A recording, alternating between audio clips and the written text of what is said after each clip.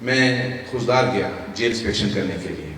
تو خوزدار کی jail inspection کرنے کے بعد میں باہر نکل رہا تھا, گیٹ سے آخری بیرک میں تھا, تو ایک آواز قیدی نے دی. اس نے کہا جج صاحب آپ میری بات سنیں گے؟ میں رک گیا. میں نے کہا جی میں آپ ہی سے ملنے آیا ہوں. عمر کے آدمی تھے, 50-55 سال عمر تھی. تو جیسے ہی میں جالی کے قریب گیا وہ رونے شروع ہو گئے. تو میں نے ان کا حلیہ دیکھا, ان کا رونا دیکھا, تو میں نے ان کو دلاسا دیا. میں نے کہا آپ مرد ہیں, آپ روئیں نہیں, رو کیوں رہے ہیں؟ حالانکہ کل خود میں تھوڑا سا ایسے ہو گیا تھا کچھ میرے ساتھ بھی.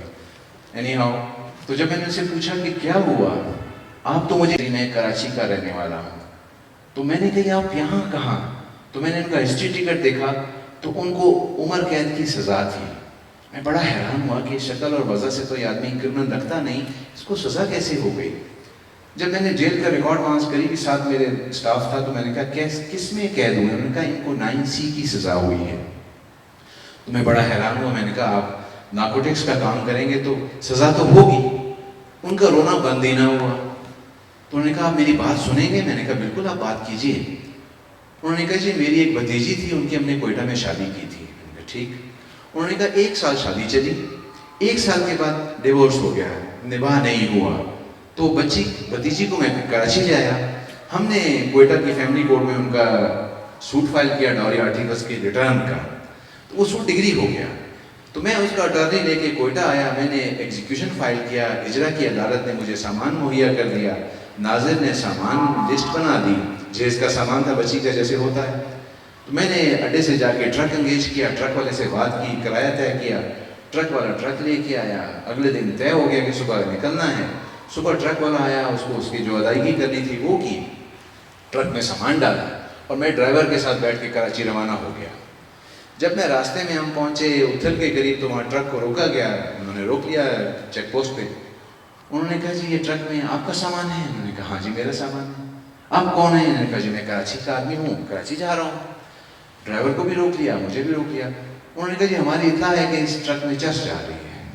انہوں نے کہا نہیں جی یہ بچی کے جیز کا سامان ہے, یہ میں سامان لے کے جا رہا ہوں, اور یہ چیزیں ہیں, اور پلنگ ہے, بستر ہیں, اور باقی چیزیں ہیں ساری.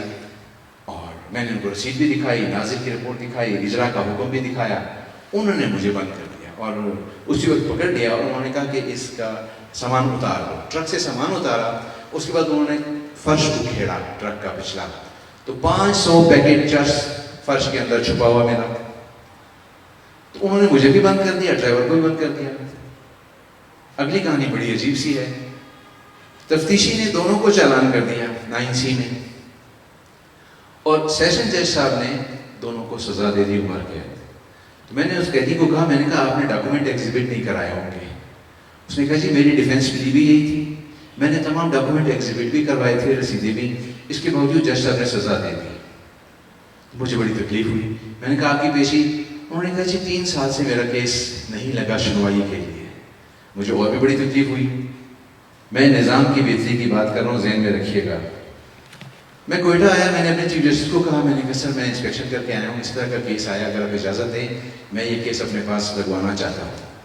تو انہوں نے مجھے ستائش بھی کی اور کہا کہ ضرور, یہی کام تو کرنے کے ہیں آپ, کیوں مجھ سے کیوں پوچھ رہے ہیں؟ میں نے روسٹر کو کہا یہ فائل مجھے دے دو. روسٹر سے فائل لے کر میں نے اس کو کہا صبح فکس کر دو اور وکیل کو نوٹس کر دو. میں وکیل کا نام نہیں دوں گا, اگر وہ پنڈال میں بیٹھے ان کو یاد آ جائے گا. رات کو میں نے فائل پڑھی. آپ یقین کیجئے ہر ڈاکومنٹ اور ہر ثبوت اس کے اندر موجود تھا اس کی بے گناہی کا. مجھے بڑی تکلیف ہوئی کہ میرے اس سیشن جج نے اس کو عمر قید کی سزا کیسے دی, اور 3 سال سے تو یہ اپیل ہائی کورٹ میں چلا نہیں پا رہا. تو جب میں نے آرڈر شیٹیں دیکھی تو وکیل صاحب کی بار بار غیر حاضری پائی. مجھے اور بھی تکلیف ہوئی کہ وکیل صاحب نے غیر ذمہ داری کا مظاہرہ کیوں کیا. میں نے اگلے دن پیشی رکھی, وکیل صاحب نہیں آئے. نوٹس تعمیر کیا, وکیل صاحب نہیں آئے. میں نے ٹیلی فون کر کے اسٹاف کو کہا وکیل صاحب جہاں بھی ہیں بلائیں. وکیل صاحب دوپہر کو نصیب ہوئے مجھے. میں نے وکیل صاحب کو کہا وکیل صاحب یہ آپ کا کیس ہے, یہ کیا ظلم کر رہے ہیں آپ, کیس کیوں نہیں چلا رہے ہیں, اور آپ 3 سال سے ایڈجرمنٹ دے رہے ہیں. تو اس نے جواب دیا سر یہ ظالم میری فیس نہیں دیتا. مجھے اور بھی تکلیف ہوئی. میں نے کہا یہ میں آپ کو موقع دے رہا ہوں, صبح 9:30 بجے میری عدالت میں اس کیس کو پیروی کریں, آپ فائل پڑھ کے آ جائیں. صبح 9:30 بجے وکیل صاحب آئے. آپ یقین کریں میں جھوٹ نہ کہتا ہوں نہ کہوں گا, وکیل صاحب نے صبح بھی فائل نہیں پڑھی تھی. میں نے 5 منٹ میں اس کو بری کر دیا.